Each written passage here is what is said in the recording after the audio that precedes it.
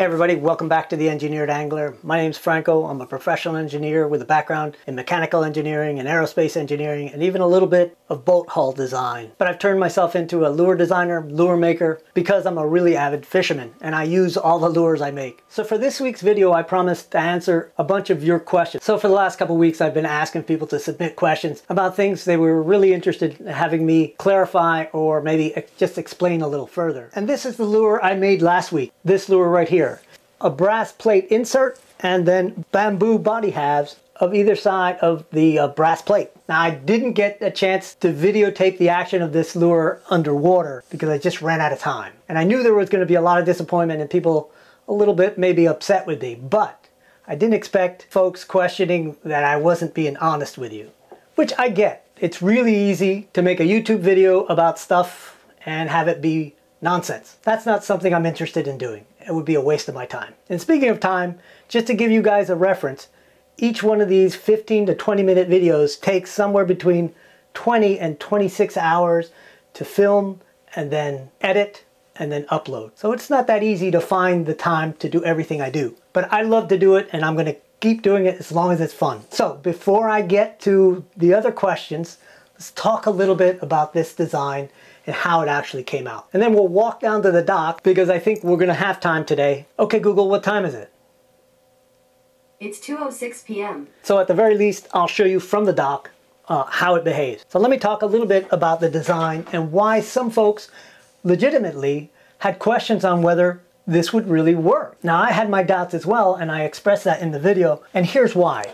The brass plate I used in this was actually heavy enough just barely to get this lure to sink, along with the hooks, of course, because I want the center of gravity to be somewhere here near the head. On a lure like this, which is essentially a lipless crankbait, now you'll never get it to be here because there's a lot of weight behind it. So you want to try to add your weight forward. Now I added my weight forward and slightly high. If you were to look at this brass plate and I asked you where's the center of gravity of that brass plate, that's not that easy to figure out, right? It's asymmetrical in both axes. It's not going to be in the center line and it's not going to be in the center line here. It's going to be somewhere probably a little higher because of this lobe. So it'll probably be somewhere over here someplace. I don't know. On a design like this, unless I were to balance that plate, which I could have done, I'm really rolling the dice using some basic principles. Now my philosophy on making lures and then having them not work is that is actually much more interesting than making a typical crankbait going out and having it wiggle along there perfectly. There's not much to learn from making something that's been made before that works. And if you've watched my videos, you know that I did like a 4 or 5 part series just on developing these hinges to get a really full body action on a lure. And I could say, well, I had failure after failure, but those aren't failures. Those are just steps on the way to success, right? So if I make a lure that doesn't work, the real challenge is to figure out why and then make it work. That's a much more interesting thing to do. This lure works marginally, and I'll explain to you why. And I was concerned that if I added too much weight, the fast sink rate and this big plate would make it unstable. Now that was probably a false fear. And if I were to make it again, I would probably add an extra 4 grams of weight somewhere along the center line of the bamboo body and up front. As it is, this lure will work pretty well on the top and the next to the top hole. And on a typical blade bait, they all work. As you move from the holes by the center forward, typically get a tighter wiggle and variation in the swim. It'll tend to want to swim off center line just a little bit. And if you connect it on the front one, it'll blow out. It really doesn't swim well. On a fast troll, you can troll it on the very top one, and I think it'll work fine up to probably 4 to 5 knots without blowing out. So for those of you who are doubting, you had good reason to doubt, but you shouldn't doubt that I won't show you the actual result of the work I do. All right, so I'll take this down to the lake after we get through some of these questions. Question number 1, someone asked me to go through my background and how I got into lure making. They pointed out that they thought I was Hispanic, and I am. I was actually born in Cuba. My family came over here in the early 60s. I grew up in New Jersey, where there's a pretty large Cuban diaspora. My family moved to Miami, and I finished my last 2 years of high school in Miami. I ended up going to the Florida Institute of Technology in Jensen Beach when they still had a campus there, and I got a degree in what essentially is commercial diving operations. I worked as a commercial diver, a deep sea diver in the Gulf of Mexico for some years, and the industry sort of went into a big slump and there was no work. So I went back to school to become an engineer. I was in the School of Mechanical and Aerospace at the University of Florida. And in the meantime, I was really interested in boat hull and yacht design. So I did some courses through a school up in the Northeast, because back in those days, I really wanted to design sailboats. But my field of work for the last 25 years has been in large civil, highways and highway bridges. When you're driving through Florida and you drive over a drawbridge, you can be pretty sure that I had a hand in balancing that bridge. I get a lot of questions about UV lights. People get really frustrated because when they're using their UV resin, it doesn't seem to set up well for them. They tell me it doesn't get really hard and they can sort of sink their nail in it. So they want to know how many watts, how big a light, that sort of thing. The key to setting these things and setting them fast is to use as high a wattage as you can possibly afford, and to have that lure as close to the source of the light as you can possibly have it. If you look at the bulbs in mine, you can see they're gooped up with resin, and that's because I try to get them as close as I possibly can. The UV light energy diminishes exponentially as you move away from it. You got to get really close to it. Otherwise, you've got to leave it in there a long time to have it set really completely. You want to find a light that has the right wavelength, so somewhere between 365 nanometers and no more than 400 nanometers. I would try to keep it around 390, 395. Once you're getting into the 400 nanometers, you're in visible light and it isn't as potent. And if you get below 365, you run the risk of having it be a little too energetic, and you can actually overset the resin and it can get a little brittle. Of course, if you're buying UV resin that isn't hobby UV resin, you might have a specific wavelength you're going to need to use, and you'll know that from the manufacturer. You should use that. So people have asked me when I got into building lures and what got me into it. And I started making lures when I was a kid in New Jersey, little simple spinners, and I even tied some flies that looked awful and didn't work very well. And I made those because I've always been the type of person that just wanted to make their own things. But serious hard baits, I didn't start making until probably 10 years ago. And I did it because I got really into fishing for redfish and trout out in the flats. And I was having trouble finding lures that behaved exactly how I wanted them to behave. They either sank too fast or too slowly. They didn't cast far enough, or they were too big or too small. There were just sort of gaps in the available lures in stores. So I started making lures for me, not for anyone else. And there are very few people out there who have my lures. There's been a few tournament fishermen that I've sold some lures to, but typically I don't sell my lures. People also want to know how I got into doing the YouTube videos. Before I started making the videos, I was into all the forums and a bunch of Facebook pages that were specific to lure makers, just lure maker groups, and some of them were pretty well populated. There was a lot of people there, a lot of really talented lure makers, and I really got into it, and I started reading all their posts. And at one point, someone posted a really long explanation of what made a lipped crankbait work, what made it dive deep, what gave it big action, what gave it little action. And I read through the whole thing, and I was really a little bit shocked. About 70% of it was nonsense. I mean, and I'm probably hurting someone's feelings, but it was not based on any kind of physics or science. It was based on their experience of their successes. And any engineer will tell you, you don't really learn much from successes. Everybody who's an engineer has a black belt in failure mode. We have trained ourselves to see how things fail before we even think about how they're going to work right. And that makes a big difference on how you approach a design. So there's a lot of information out there that is just based on people's best guesses. And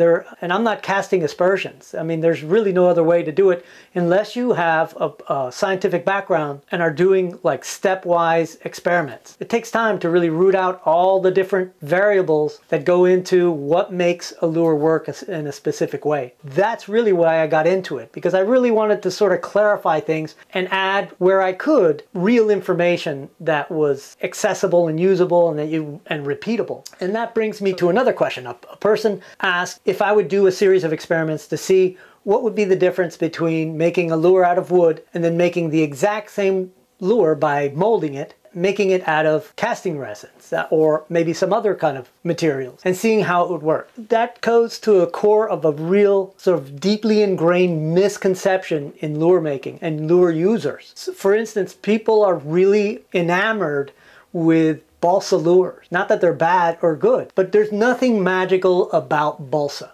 In fact, let me show you a balsa lure. So this is a Rapala lure. It's a twitch and wrap. I don't think they make it anymore. And it's a balsa lure. But if you take a look, here I've dissected it down to the counterweight.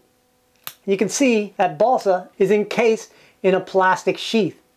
And I chipped off a little piece there. I think you can see the balsa under it. So what Rapala does to overcome the problems with balsa is to sheath it in a plastic layer. So why not just have air in there? What would be the difference? I say nothing. Now, a marine biologist might come to me and say, well, you know, fish can sound a solid body and tell the difference in density, and maybe balsa has a density closer to a real fish. Maybe. It's a bit of a stretch. What matters is the ultimate weight and volume and the weighted balance of the lure. Doesn't matter if you made it out of styrofoam or maple or heart of palm or some exotic wood from God knows where. It's going to be weighted, balanced, painted, and encased in a clear resin. And as long as the volume, shape, weight, and balance are all the same, there will be no difference in action. So I'm sure there's going to be people who disagree with me. But if you can show me a physics equation that proves your point, you'll convert me. I also have had a few questions about how I come up with designs and whether I take into consideration the local bait species, you know, what fish are feeding on. And absolutely I do. In fact, that's pretty much all I do. You won't see me make a replica of a koi fish or any kind of novelty lure design. I won't make anything that doesn't start first with the intended use, what species I'm going after, and what the action needs to be to attract that bite. So I start first with how I want the lure to behave in the water. Then I go to size, and then the last thing is coloration. If I want it to sort of have the colors of a mullet or have the colors of a crappie or a perch or a bluegill. But my first and ultimate goal is how the lure will behave, how quickly it sinks, if it sinks head first or level in the water. Do I want it to cast a long ways or don't I care about casting a long ways? Do I want it to be able to crank quickly or do I want it to be a slow rolling lure? All those things go into the design before I draw it. If you really want to improve the odds of your lure working really well, stick to symmetry as best you can, and a lure that's relatively streamlined. Those are very general rules of thumb, and they don't always apply, but they're certainly a good place to start. And the last question I'm going to cover is something I'm going to do a little demonstration for, is that I get a lot of requests from people to give them like a easier way or a simpler way to figure out what weight to put in a lure without having to go into a lot of calculations. So I'm going to show you a quick way, and I'm going to use this Rapala lure. I'm going to take the hooks off of it. So I'm going to take this off and I'll show you what I would do to make this lure a slow sinking lure. So first, let's see what it looks like in the water. Try that again. So it's a floating lure, probably meant to be suspending because it floats very slowly and it's very much heads up. All right, here it is, no hooks. And you can see it's a much stronger floater. Those hooks weighed it pretty well. And at this point, it's slightly head down. Now I'm going to take a container. I'm going to use a clear one here so you guys can see, but it just needs to be deep enough so the lure won't hit the bottom or the sides. And then holding the lure with some forceps, you can use a pair of pliers if you want. And then I'm going to submerge it, but not touch the bottom. And I'll wave it around a little bit to make sure it's got no bubbles in it. And the scale's reading exactly 13.0. So the weight in the water is 13.0 grams. Now I'm going to take the lure with the hooks back on it, and I'm going to use my more accurate, smaller scale because this is going to be a very small amount of weight that I've got to add to it.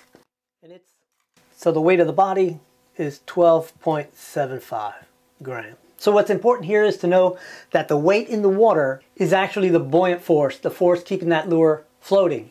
So if I want it to sink, I have to have a lure that weighs a little more than 13 grams. And typically for a very slow sinking lure, I like to add about 10% to that weight in the water, which is the neutral buoyant weight. So I'm just going to multiply 13 times 1.1, and that gives me 14.3 grams. So our target weight is going to be 14.3 grams. And if the weight of the lure and the hooks is 12.75, the difference between the target and the weight of the lure is 1.55. So right at 1.5 is the amount of weight I need to add. And I've got this little lead split shot that I think should be about the right weight.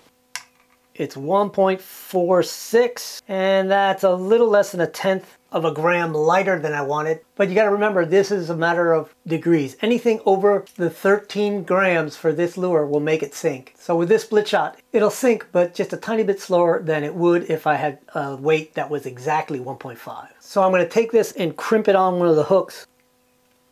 And let's go to the water tank. All right, I'm going to let it go and I'm going to count it to the bottom and just to see what the sink rate is. That's about 2.5 seconds, almost 3 seconds, which ends up being about 1/4 foot per second.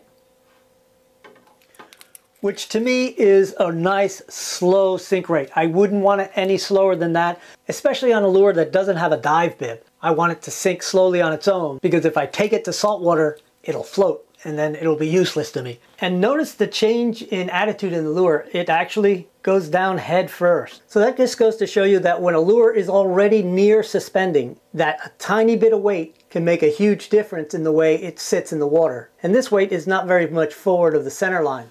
All right, enough talk. Let's pull this thing off here. I'll go to the garage and grab a fishing pole and we'll go down to the dock.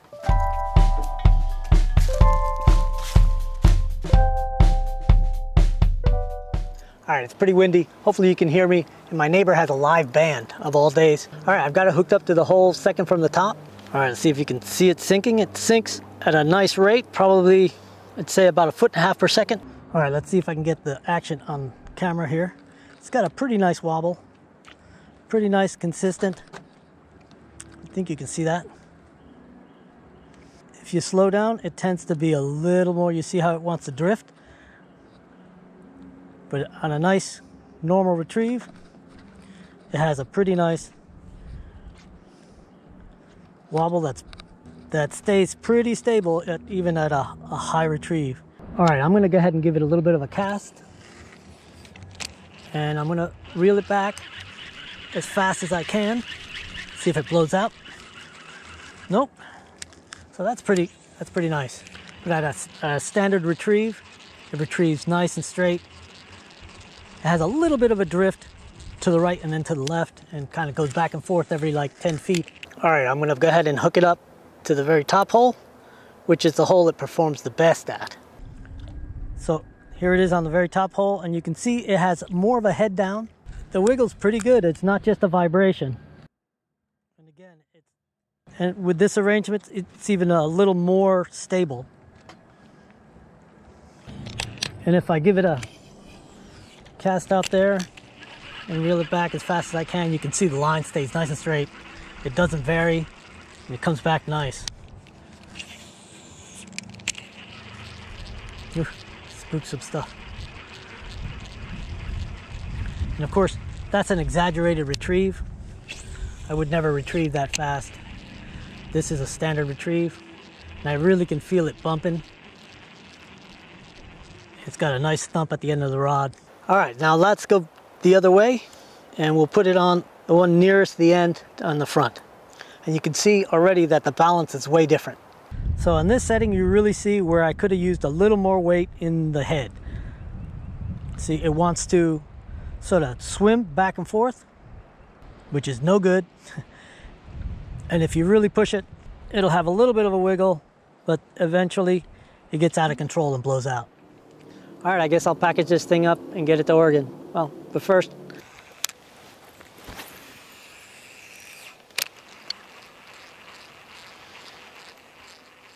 all right, I hope I got some decent water shots that actually show up on the video. But either way, I still want to get some shots of the lure swimming underwater. And I'll probably put together a little video short montage of the build and then the lure in the water. So keep an eye out for that.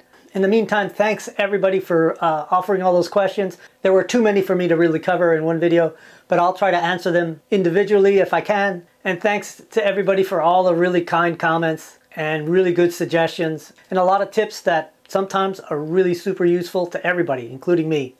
I've got those lithium batteries installed in the boat, and I'm really jonesing to get out on the Gulf and do some fishing and really put that thing to the test and test a lot of the lures that we've made in the last couple of months. So we'll have a fishing video coming up as soon as the weather allows. Don't forget to drop me a like. It really does help with the dreaded algorithm. And if you haven't subscribed, subscribe.